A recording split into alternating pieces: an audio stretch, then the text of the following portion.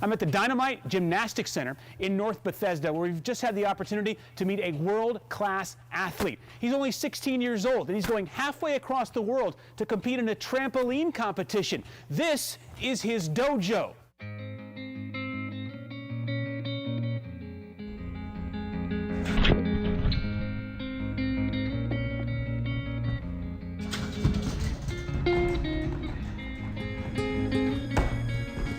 So Tomas Minc, you're 16 years old. You are hoping to be a world double trampoline champion.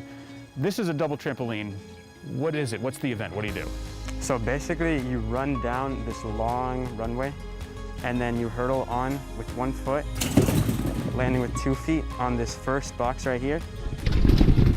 And then you do any sort of trick you want onto the other side of the red, landing back on the trampoline. And then you do another trick off, landing on the landing zone, and you want to try and stick your landing inside the box in the back. We find ourselves in this enormous and beautiful training facility. How do you fit all this in? And now you're flying off for a week to Baku, Azerbaijan for this competition. It can definitely be hard, but I just have to time manage well. I can't procrastinate on my homework.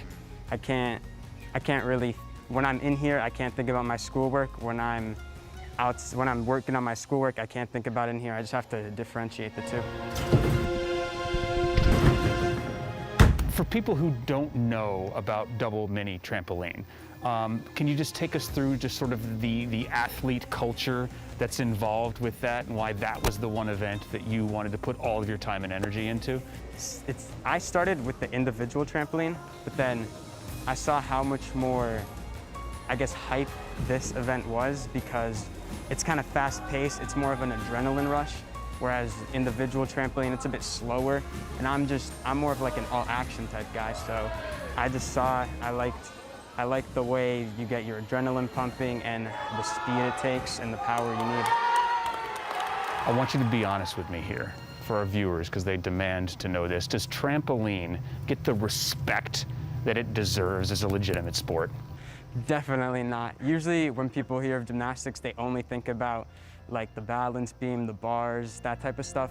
But I think trampoline deserves all the respect that those events do as well, because I think it takes just as much physical and mental capacity on you.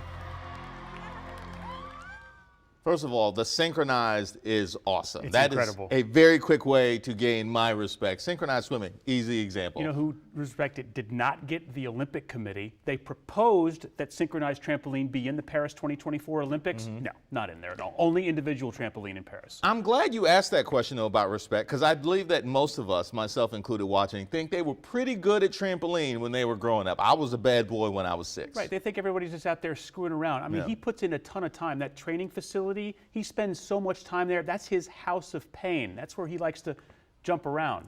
Well and done. Get up and get down. Very well done. Yeah. I appreciate your commitment to 90s. We would have used that music in the piece, but Yeah. then no one at WUSA 9 would have been able to use any music for the next 6 months. That's how much it would have cost. Listen, Tomas, it's his birthday. Tomorrow, he's in Baku. He's going to turn 17 years old tomorrow. This competition starts on Thursday and runs through Sunday. He's ranked 5th in the world. Wow. He's expecting, we are hoping, that he can take gold. This video that you saw with the double trampoline, the synchronized trampoline, he got a gold medal in Russia with that in 2018.